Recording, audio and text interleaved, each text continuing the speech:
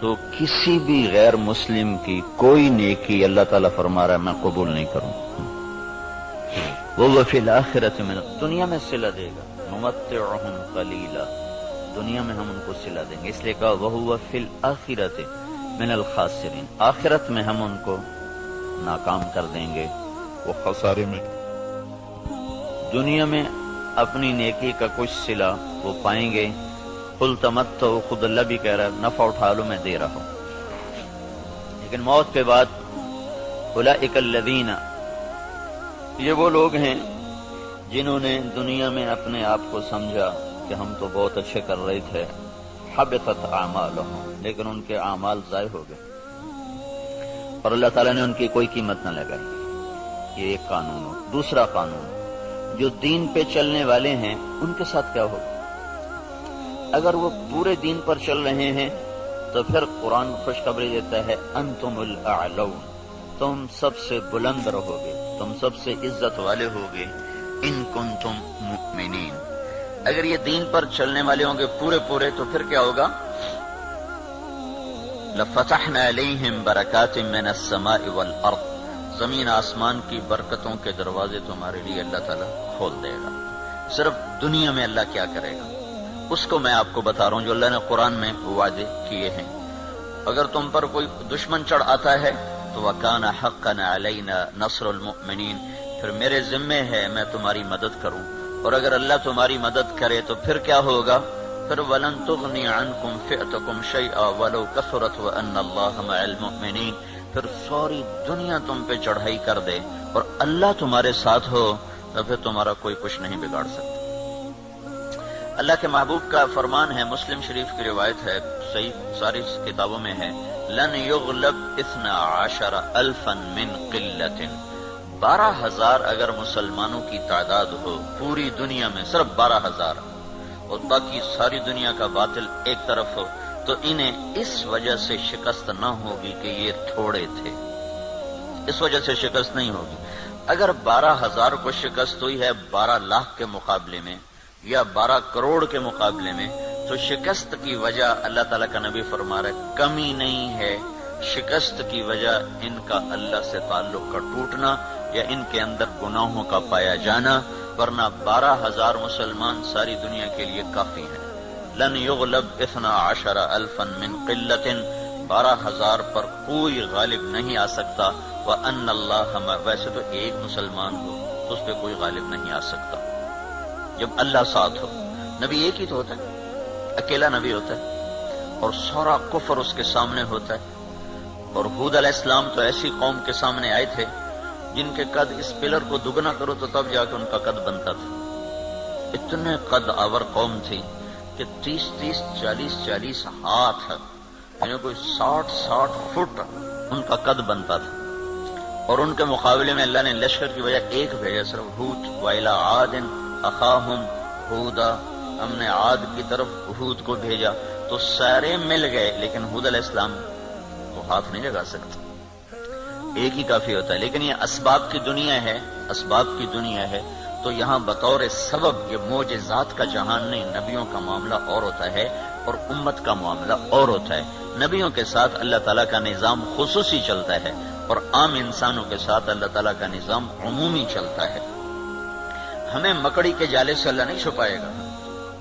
کافر پہنچ گئے اور سامنے کھڑے ہوئے ہیں، اور وہ جب آپ ہجرت کی رات نکلے 27 صفر نبوت کے 14ویں سال، رات کو نکلے اور جا کر غار ثور میں چھپے تو کھوجی پاؤں کو دیکھتے دیکھتے غار پر پہنچ گیا لوگوں کو لے کر کے یہاں پاؤں کا نشان ہے. لیکن اس کے پہنچنے سے پہلے اللہ نے ایک بیل اٹھائی، اس بیل میں مکڑیوں کو بھیجا، مکڑیوں نے جالا تن دیا اور ایک کبوتری نے انڈے دے دیے. جتنی دیر میں یہ لوگ پہنچے اتنی دیر میں یہ کام ہو چکا تھا. اب آگے کھوجی کہنے لگا پاؤں کا نشان یہاں تک، تو ابی بن خلف کہنے لگا یہ جالا تو محمد کی پیدائش سے بھی پہلے کا ہے، تو ہمیں کہاں لے کر آ گیا. اور دوسرا پھر آپ سامنے ہیں، یہ نہیں کہ کوئی چھپے میں غار ثور کو ٹیڑھا میں سیدھا ایسے چوڑا سا دہانا ہے اور اس کے سامنے بیٹھا ہوا آدمی نظر آتا ہے، یہ اللہ کا خصوصی نظام ہے، یہ عام انسانوں کے ساتھ نہیں چلتا۔ اس لیے اللہ کے نبی نے سبب کی دنیا کے لیے فرمایا کہ 12,000 اگر مسلمان ہوں تو انہیں کمی کی وجہ سے شکست نہیں ہو سکتی۔ اسکندریہ بڑا مضبوط شہر تھا مصر کا، اس کو فتح ہونے میں دیر ہو گئی اور مسلمانوں کا لشکر تھا 4,000 کا۔ تو حضرت عمرو بن عاص رضی اللہ تعالیٰ عنہ نے عمر رضی اللہ تعالیٰ عنہ کو خط لکھا کہ یہاں بہت بڑا لشکر ہے تو میں 4,000 کے ساتھ ان کا مقابلہ نہیں کر سکتا، اب میری مدد کے لیے فوج روانہ کرو۔ تو عمر رضی اللہ تعالیٰ عنہ نے 4,000 اور بھیج دیے، 4,000، اور ان 4,000 کے ساتھ 4 آدمی، ایک زبیر بن عوام اور ایک مقداد بن اسود، یہ مہاجرین میں سے، اور عبادہ بن صامت اور مسلمہ بن مخلد، یہ انصار میں سے، 2 مدینے کے 2 مکہ کے، ان 4 کو ان کے ساتھ، تو یہ 4,000 جمع 4۔ تو عمر رضی اللہ تعالیٰ عنہ نے عمرو بن عاص رضی اللہ تعالیٰ عنہ کو خط لکھا کہ میں تیرے مدد کے لیے 4,000 آدمی بھیج رہا ہوں، ان کے ساتھ 4 آدمی اور ہیں، ان میں ہر آدمی 1,000 کے برابر ہے، 1,000 کے برابر ہے، لہذا میں 4,000 نہیں، میں 8,000 تیری مدد کے لیے بھیج رہا ہوں، اور تم پہلے سے 4,000 ہو تو تم 12,000 ہو گئے، تو 12,000 کو کمی کی وجہ سے کوئی شکست نہیں دے سکتا۔ تم جب میرا یہ لشکر پہنچے تو تم سارے مسلمانوں کو آخرت کی ترغیب دو اور اللہ کا نام لے کر قدم بڑھاؤ، اللہ تمہیں فتح عطا فرمائے گا۔ دنیا جن کی فراست کا لوہا مانتی ہے کافر بھی، اور وہ اتنے بڑے شہر پہ حملہ ہو رہا ہے، اور وہ کیا تدبیر اختیار کر رہے ہیں کہ 4,000 جمع 4 آدمی بھیج کر مطمئن بیٹھے، حالانکہ وہ 40,000 بھیج سکتے تھے۔ عمر رضی اللہ عنہ اس وقت اس سطح پر تھے کہ 40,000 بھیج سکتے تھے، 4,000 جمع 4۔ چند صحابہ ایسے ہیں جن کو 1,000 کے برابر مانا جاتا تھا کہ جہاں وہ ایک کھڑا ہے وہ 1,000 کے برابر ہے۔ قعقاع بن عمر تمیمی اور مقداد بن اسود اور رافع بن عمیرہ اور طلحہ بن خویلد اور عمرو بن معدی کرب اور براء بن مالک، یہ وہ لوگ ہیں جہاں ایک کھڑا ہوتا تھا تو کہا جاتا تھا 1,000 کھڑا ہوا ہے۔ تو یہ 4,000 جمع 4 وہاں پہنچے اور 8,000 کے ساتھ تو عمرو بن عاص رضی اللہ تعالیٰ عنہ نے لشکر کی کمان عبادہ بن صامت کے حوالے فرما دی۔ عبادہ بن صامت کیسے شاہ سوار تھے؟ وہ جنگل میں نکل کے تہجد پڑھ رہے تھے، جنگل میں جنگ کے دنوں میں، تو مصریوں کی ایک ٹولی اوپر سے نا راؤنڈ لگاتی ہوئی آ رہی تھی، 20 گھوڑ سوار، 20 آدمی، 20۔ تو انہوں نے دیکھا کہ ایک عرب سپاہی نماز پڑھ رہا ہے، تو انہیں ایک دم حملہ کیا، ان کی تلوار پاس تھی، انہوں نے پیچھے پلٹ کے دیکھا 20 یہ اکیلے ہیں، اور وہ گھوڑ سوار یہ پیدل، انہوں نے تلوار اٹھائی اور 20 میں سے 16 کو قتل کیا، باقی 4 بھاگ گئے۔ جب وہ بھاگے تو پھر اللہ اکبر، پھر نماز شروع کر۔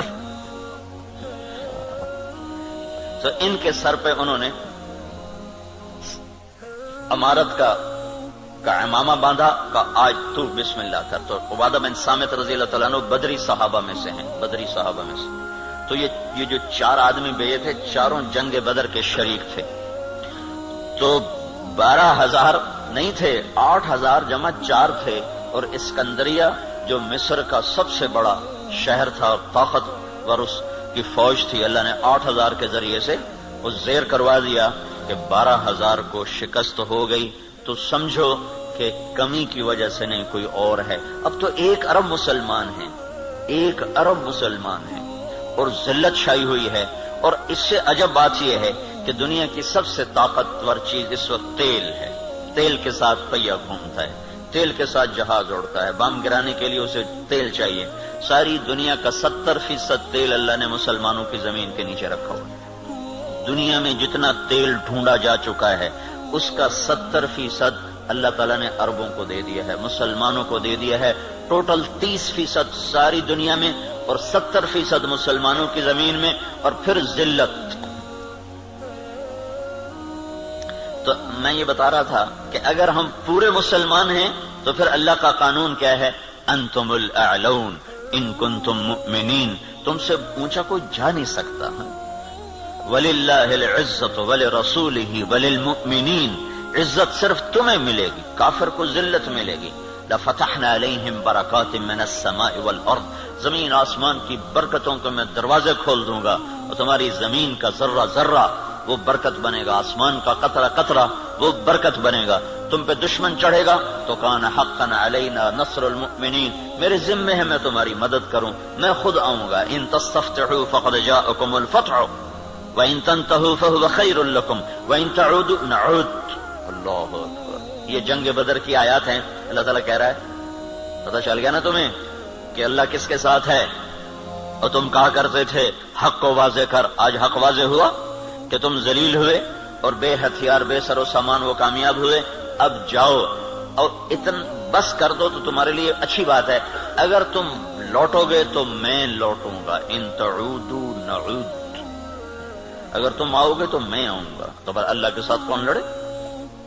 جب ہرمزان تستر ایک جگہ تھی ایران کی کا ایک صوبہ تھا تستر، وہ 1 سال کے بعد فتح ہوا تھا. اس پر اتنی لمبی جنگ چلی کہ 1 سال، ایک قلعہ 1 سال لے گیا تھا. تو اس کے سردار ہرمزان پکڑا گیا، زندہ پکڑا گیا. تو عمر رضی اللہ عنہ نے فرمایا کہ اسے مدینے بھیجو. جب وہ مدینے پہنچا تو عمر رضی اللہ عنہ نے پوچھا بھائی کیا حال ہے؟ کہنے لگا کیا پوچھتے ہو؟ جب ہمارا تمہارا مقابلہ تھا تو ہم تمہیں اپنے جوتے کی نوک پہ نہیں لکھتے تھے. جب تم نے اللہ کو ہمارے سامنے کھڑا کر دیا تو اب اللہ سے کون لڑے؟ یہ ایک مجوسی ایرانی سردار کی بات تھی. جب اللہ کو سامنے کھڑا کر دیا تو اب اللہ سے کون لڑے؟ پھر وہ ایمان لایا، کلمہ پڑھا. حضرت عمر کے بڑے اچھے ساتھیوں میں وہ شمار ہوتے رہے رحمت اللہ علیہ. تو اگر پورا دین ہے تو پھر اللہ یہ قانون بتا رہا ہے. اگر ادھورا دین ہے پھر کیا ہوگا؟ پھر وہی ہوگا جو ہو رہا ہے. لیکن میں قرآن سے بھی بتاؤں گا کہ کیا ہوگا تو وہی جو ہم دیکھ رہے ہیں. لیکن اللہ کا قرآن بھی اس کی طرف نشاندہی کرتا ہے، بتلاتا ہے کہ اگر تم ادھورے چلو گے پورے نہیں چلو گے. دیکھو نا 33 نمبر لے کر بھی تو آدمی پاس ہوتا ہے، لیکن کوئی اس کو جاب دیتا ہے، کوئی نوکری دیتا ہے.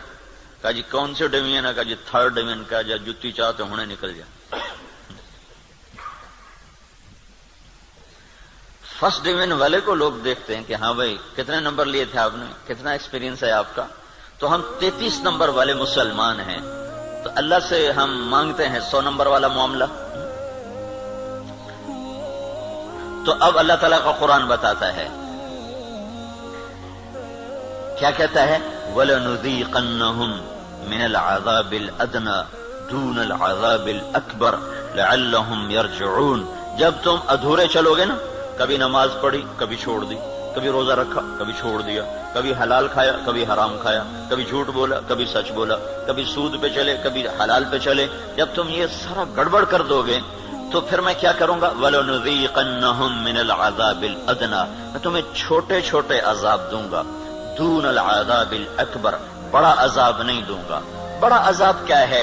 قرآن کی دوسری آیت فَيُعَذِّبُهُ اللَّهُ الْعَذَابَ الْأَكْبَرَ يَصْلَى النَّارَ الْكُبْرَى.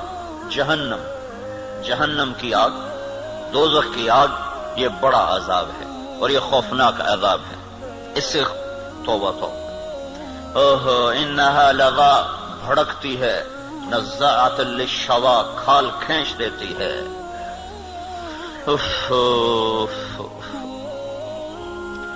اللہ تعالیٰ کہہ رہا ہے میں چاہوں گا کہ تمہیں دوزخ میں نہ ڈالوں، یہیں صاف کروں. پھر بھی گناہ رہ گئے تو پھر جہنم میں جائے گا. پھر بھی اگر رہ گئے تو جہنم میں جائے گا. جب کوئی آدمی فرض نماز چھوڑ دیتا ہے اور پھر وہ توبہ نہیں کرتا، چھوڑے ہی جاتا ہے تو اس کے نام کا ایک دروازہ جہنم میں کھول دیا جاتا ہے. اسے اس دروازے میں سے گزرنا پڑے گا چاہے ایمان پہ خاتمہ ہو. اللہ تعالیٰ کے نبی جب معراج پر گئے تو ایک جگہ دیکھا لوگ الٹے لٹکے ہوئے نا، تو ان کو نیچے سے آگ جلا رہی، ان کے پاؤں بندھے ہوئے رسے سے اور ان کو نیچے سے آگ جلا رہی. تو آپ نے پوچھا یہ کون لوگ ہیں؟ کہا جو روزہ نہیں رکھتے تھے. تو روزہ نہ رکھنا یہ تو مسلمان کے لیے، کافر سے تو روزہ مطلوب نہیں. ایک جگہ آپ نے دیکھا ایک آدمی لیٹا ہوا ہے تو ایک فرشتے کا ہاتھ میں پتھر ہے بہت بڑا، اس کے سر کے اوپر مارتا ہے، اس کا سر کیما ہو جاتا ہے، پتھر دور جا گرتا ہے. وہ پتھر اٹھانے جاتا ہے، واپس آنے تک اس کا سر ٹھیک ہو جاتا, وہ پھر اس کے سر پہ پتھر مار, وہ پھر قیمہ قیمہ ہو جاتا ہے. تو آپ نے پوچھا یہ کون ہے؟ کہ یہ وہ جو عشاء کی نماز پڑھے بغیر سو جاتا تھا, جو عشاء پڑھے بغیر. اور لاکھوں کروڑوں مسلمان ایک نماز بھی نہیں پڑھتے, عشاء کی کیا بات ہے, ایک بھی نہیں پڑھتے. تو بڑا عذاب آگے کا ہے, بہت خوفناک ہے, بہت خوفناک ہے. آگے آپ گئے تو آپ نے دیکھا ایک آدمی کا پیٹ ہے جیسے گنبد ہوتا ہے, گنبد کی طرح بڑا پیٹ ہے. اس پیٹ کے اندر سانپ گھسے ہوئے ہیں اندر, اور اس کو اندر سے ڈس رہے ہیں. اس کی چیخ و پکار ہے. تو آپ نے کہا یہ کون ہے؟ کہ یہ سود کھانے والے. تو بڑا عذاب آگے ہے, زلزلہ, دشمن کی چڑھائی, دشمن کے ہاتھوں قتل, دریاؤں کا سوکھ جانا, بجلی کا ختم ہو جانا, محبتوں کا اٹھ جانا, برکتوں کا اٹھ جانا, آپس کی لڑائیاں, قتل و غارت, بد امنی, مہنگائی. یہ ہے وَلَنُذِيقَنَّهُمْ مِنَ الْعَذَابِ الْأَدْنَى, چھوٹے چھوٹے عذاب دوں گا, دون العذاب الاکبر, بڑا نہیں دوں گا. لعلہم یرجعون, شاید تم مسجدیں بھر دو اور تم توبہ کر لو اور تم اللہ کے سامنے جھک جاؤ اور تم اللہ کو منا لو اور اللہ کے نبی کے طریقوں پر آ جاؤ. تو ما یفعل اللہ بعذابکم ان شکرتم وآمنتم وکان اللہ شاکرا علیما. اللہ تعالیٰ فرماتا ہے تمہیں سزا دے کے مجھے کیا خوشی ہوتی, تمہیں سزا دے کے مجھے کیا خوشی ہوتی. تم انسان بنو, جو کہتا ہوں کرو, جس سے روکتا ہوں چھوڑو, تو میں تمہیں عذاب دے کے مجھے کوئی خوشی نہیں ہے. لیکن تم میرے مان کے چلو, میرے بن کے. آپ 5,000 تنخواہ دے کر اگلے کی کھال اتار دیتے, ذرا سا گڑبڑ کر دے تو اس کی ماں بیٹی نہیں چھوڑتے. اور اللہ تعالیٰ سر سے لے کر پاؤں تک وجود دیتا ہے. ایک سیل ساری دنیا مل کے نہیں بنا سکتی. ایک سیل میں جو جہان کام کر رہا ہے, ساری دنیا عاجز ہے اس ایک سیل کا. صرف ایک سیل کا جہان سمجھنے سے دنیا کا انسان عاجز ہے. اور کئی خرب سیلز جمع ہوتے ہیں تب اللہ ایک انسان بناتا ہے. ہر سیل میں ایک کائنات ہے جس کا نظام اللہ تعالیٰ چلاتا ہے. تو اس کے بعد اس کا اتنا حق نہیں ہے کہ میری مان کے چل, میری مان. اطیع اللہ و اطیع الرسول, اللہ کی مانو اور اللہ کے رسول کی مانو, اپنی مرضی پہ نہ چل.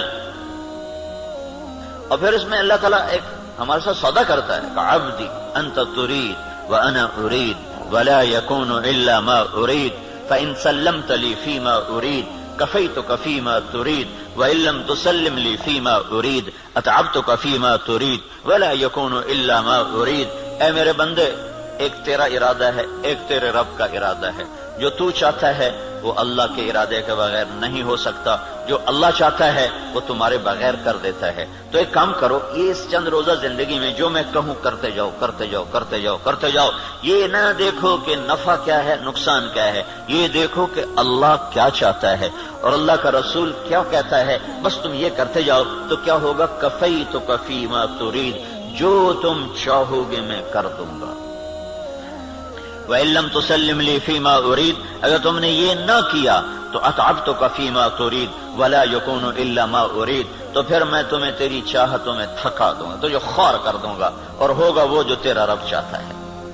تو ادھورے دین پر کیا ہوتا ہے, ادھورے دین پر ہاں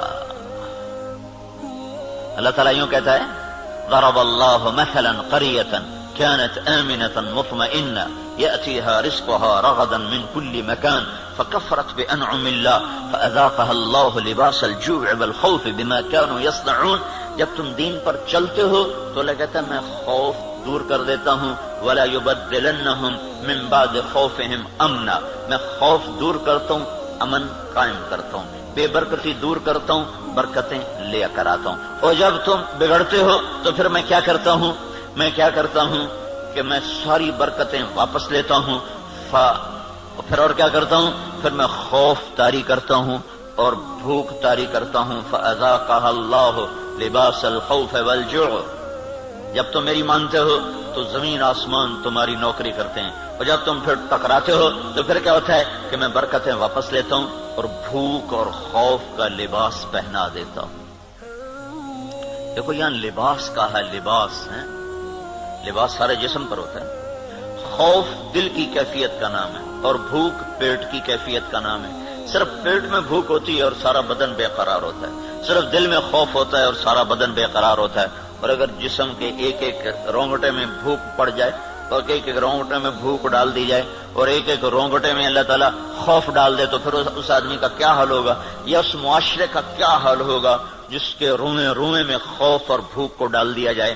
تو یہ اللہ تعالیٰ چھوٹے عذاب کی نشاندہی کر رہا ہے اپنی کتاب میں، اپنے قرآن میں، کہ جب تم نافرمانیاں کرتے ہو تو ظہر الفساد فی البر والبحر، زمین و آسمان میں، بر خشکی اور تری میں، کبھی سمندروں میں موجیں اٹھتی ہیں، کبھی زمین کی برکتیں گم ہو جاتی ہیں، کبھی زمین کپ کپاتی ہے، کبھی پہاڑ لرز جاتے ہیں، کبھی آسمان بے موسم بارشوں پہ اتر آتا ہے، کبھی ہوائیں پاگل ہو جاتی ہیں، کبھی محبتیں مٹ جاتی ہیں۔ یہ کیوں ہوتا ہے؟ یہ کیوں ہوتا ہے؟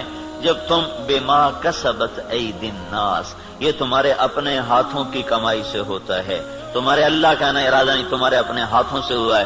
بما کسبت ایدی الناس، یہ تمہارے اپنے ہاتھوں کی وجہ سے ہے۔ لیذیقہم بعد الذی عملوا، تو اللہ کہہ رہا ہے یہ تمہارے پوری سزا نہیں ہے، چھوٹی سزا، تھوڑی سزا، تھوڑی سزا کہ تم اللہ کی طرف رجوع کرو۔ تو بھائیو، مکمل دین ہے تو اللہ کا قانون اور ہے، ادھورا دین ہے اللہ تعالیٰ کا قانون اور ہے۔ زمین آسمان اللہ کے ہیں، قانون بھی اللہ کا چلتا ہے۔ زمین آسمان اللہ کی بادشاہی ہے، حکم بھی میرے اللہ کا چلتا ہے، یہاں کوئی پر نہیں مار سکتا، دم نہیں مار سکتا۔ ایک کتاب میں نے حدیث پڑھی، اللہ تعالیٰ نے ایک نبی سے فرمایا، یاد رکھ تیرے بدن پہ جو مکھی بیٹھتی ہے نا، وہ بھی تیرے رب کی اجازت سے بیٹھتی ہے۔ اور قرآن دیکھو، ما تسقط من ورقۃ الا يعلمها، پتے کو کہو کہ اللہ کی مرضی کے بغیر گر کے دکھا دو۔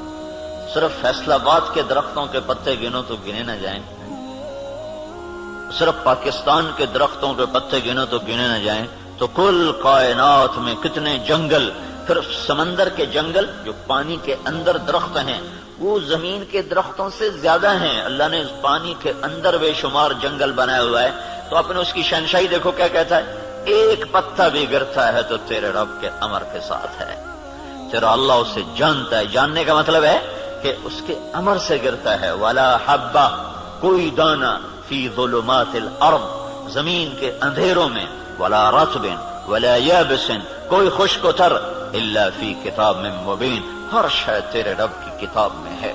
اتنی بڑی بادشاہی کا مالک ہو اور ہم بے وقوف لوگ اسی سے ٹکرانا شروع کر دیں تو ہم سے بڑا دیوانہ کون ہوگا؟ جھوٹ کے بغیر کام نہیں چلتا، سبحان اللہ، یہ مسلمان کہتا ہے۔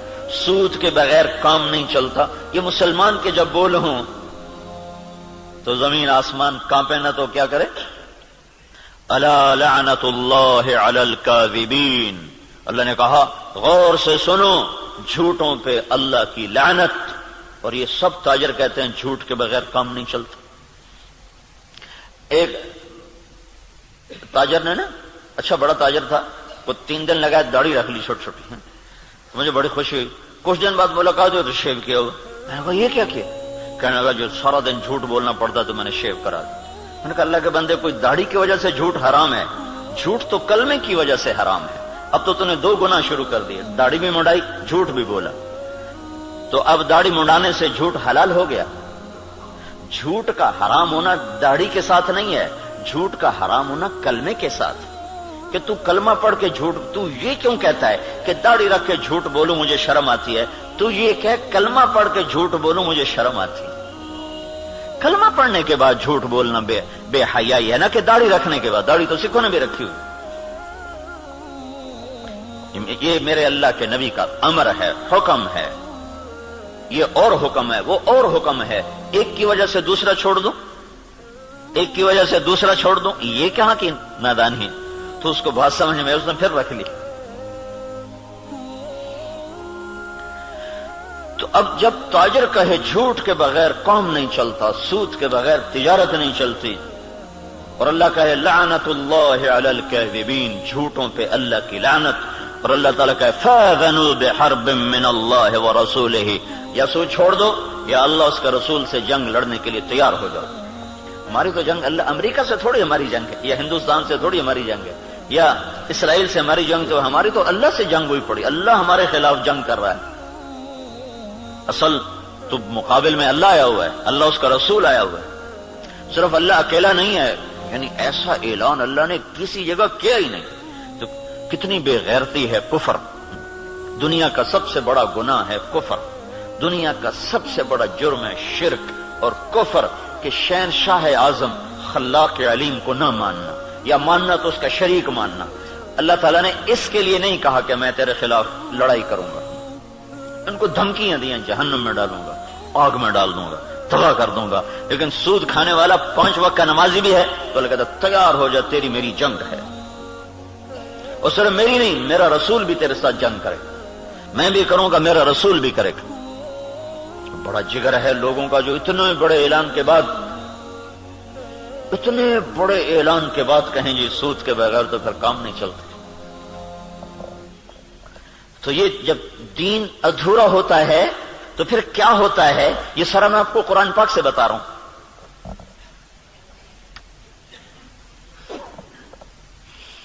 ہائے ہائے میرے بھائیو، اگر اللہ کے رسول کی ہمیں پشت پناہی نہ ہوتی تو اللہ کی قسم ہم بندر خنزیر بن چکے ہوتے. دعا دو اس مدینے والے کو جو اتنا رویا ہے. کوئی نبی اتنا نہیں رویا کہ اللہ کو جبریل بھیجنا پڑے کہ بس کر اتنا نہ رو. کوئی نبی اتنا نہیں رویا ہے. اور تمہارا نبی اتنا رویا ہے کہ ایک دفعہ نہیں سینکڑوں دفعہ جبریل آیا ہے، یا رسول اللہ کہہ رہا ہے اتنا نہ رو. اور اس کو چھوڑو، قرآن کی گواہی سنو، قرآن کی جو قیامت تک پڑھا جائے گا، قیامت تک پڑھا جائے گا. اور ہر گھر میں ہے. حدیث پاک تو انہی کے گھر میں ہوگی جس کو تھوڑا حدیث کا علم ہے، لیکن قرآن تو ہر پڑھے لکھے ان پڑھ کے گھر میں ہوتا ہے. تو میرا اللہ قرآن میں اپنے نبی سے کہتا ہے فَلَا تَذْهَبْ نَفْسُكَ عَلَيْهِمْ حَسَرَاتٍ. میرا نبی یہ انسانوں کے لیے اتنا نہ رو کہ روتے روتے تو خود ختم ہو جائے. یہ اگر ان کے آنسو نہ ہوتے اور ان کی دعائیں نہ ہوتی اور ان کا رونا دھونا نہ ہوتا تو اللہ ہم پر بھی ایسے ہی رندہ چلاتا جیسے پہلی قوموں پہ رندہ چلا کہ بندر بنا دو، خنزیر بنا دو، پتھروں سے دبا دو، پانیوں سے بہا دو، ہواؤں سے اڑا دو. کر دیتا. اللہ کی ہم سے کیا رشتہ داری، کیا تعلق. ان اللہ لغنی عن العالمین. لگا میں سب سے بے نیاز، سب سے غنی.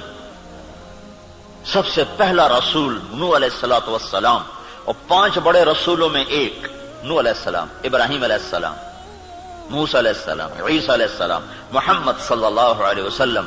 5 بڑے رسولوں میں 1,24,000 نبی اور رسول، 313 رسول. پھر 313 میں 5 سب سے اعلیٰ نمبر، ان میں سب سے بڑے محمد الرسول اللہ صلی اللہ تعالی علیہ وسلم ہیں. تو اللہ تعالیٰ نوح علیہ السلام سے اللہ نے کہہ دیا انی اعظک ان تکون من الجاہلین. اللہ اکبر، اللہ اکبر. نوح دوبارہ سفارش کی تو نبوت جا سکتی ہے. اللہ اکبر. حالانکہ اللہ نے لینی نہیں تھی، لیکن اللہ نے اپنی بے نیازی دکھائی ہے کہ میں نے تمہیں کہا تھا کافر کے لیے دعا نہ کرنا، کافر کے لیے دعا نہ کرنا. اور یہ کافر ہے. انہ لیس من اہلک انہ عمل غیر صالح فلا تسألنی ما لیس لک به علم انی اعظک ان تکون من الجاہلین. یہ تو نوح علیہ السلام قیامت کے دن کہیں کہ میں نہیں سفارش کر سکتا، میں نے اپنے بچے کے لیے دعا مانگی تھی. اور نوح علیہ السلام کو پتہ نہیں تھا کہ یہ کافر ہے. اگر پتہ ہوتا تو کبھی نہ مانگتے. اس لیے انہوں نے کہا لا تکن من الکافرین. اگر پتہ ہوتا تو کہتے لا تکن من الکافرین. انہیں پتہ نہیں تھا، وہ منافق تھا. کہا لا تکن مع الکافرین. مع اور من، مع کا مطلب تھا کہ تو مسلمان ہے تو کافروں کے ساتھ کیوں جا رہا ہے. ان کو معلوم نہیں تو اس نے اپنا کفر چھپائے رکھا. اگر معلوم ہوتا تو پھر کہتے لا تکن من الکافرین، کافروں میں سے مت ہو. کہا نوح دوبارہ بات نہیں کرنی ہے، دوبارہ نہیں بات کرنی ہے. تو اللہ تو اتنا بے نیاز ہے، تو ہماری کیا حیثیت. یہ تو اس سے محمد مصطفیٰ سے اللہ نے پیار ہی ایسا کیا ہے کہ اس کے طفیل ہم بھی نبھ گئے. اور ہماری بھی لاٹری نکل آئی کہ اللہ نے ہمیں حضرت محمد صلی اللہ تعالی علیہ وسلم کا امتی بنا دیا. اور ان کی دعائیں بیچ میں حائل ہو گئیں. یا رب امتی امتی، یا رب امتی امتی، کہ آخر ایک رات آپ رو رہے ہیں اور کہہ رہے ہیں یا اللہ، ابراہیم علیہ السلام نے کہا تھا فَإِنَّهُ مِنِّي وَمَنْ عَصَانِي فَإِنَّكَ غَفُورٌ رَحِيمٌ. یا اللہ جو میں یہ آپ نے بات دہرائی قرآن کی آیت، پھر کہا یا اللہ عیسیٰ علیہ السلام نے تجھ سے کہا تھا ان تعذبہم فإنہم عبادک،